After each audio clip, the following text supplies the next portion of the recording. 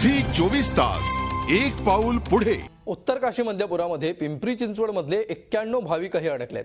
सुभाष चोपडे यांची पत्नी आशा चोपडे या 53 भाविकांसह झेलम एक्सप्रेसनं चारधाम यात्रेसाठी गेल्यात, पण त्या पुरामध्ये अडकून पडल्यात। तसंच पिंपरीतलं सुषमा आलमखाने आणि सोमनाथ आलमखाने हे दाम्पत्यही पुरामुळे उत्तर काशीमध्ये अडकून पडले। राज्य सरकारनं अडकून पडलेल्या या भाविकांना लवकरात लवकर मदत करावी आणि त्यांची सुटका करावी अशी मागणी त्यांच्या कुटुंबियांनी केली आहे। पालिकेचे रिटायर लोक आणि कामाला आहेत त्यापैकी असे टोटल 52 जण गेलेत। फोन लागला आणि मग त्यांना विचारलं की बाबा तुम्ही सुरक्षित आहात का?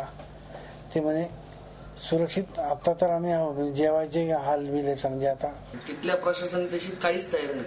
आमची मागणी एवढीच आहे की आपल्या प्रशासनाने तिथं काहीतरी जाऊन किंवा तिथल्या उपाययोजना बघून आपल्या लोकांना, आमच्या घरच्यांना किंवा बाकीचे जे कोण भाविक गेलेत त्यांना लवकरात लवकर घरी सुखरूप आणावं एवढीच आमची अपेक्षा आहे। आमचा कालही फोन झाला, आज सकाळी फोन झाला। आता जरी पाऊस थोडाफार प्रमाणात थांबला जरी असला तरी परत पाऊस येण्याची शक्यता तिथं आहेच। न्यूज चॅनलला बघतोच आहे आपण। आणि तिथं त्यांची सोय तशी काहीच नाही, म्हणजे त्यांच्या खाण्यापिण्याचे बरेचसे हाल आहेत। झी 24 तास एक पाऊल पुढे।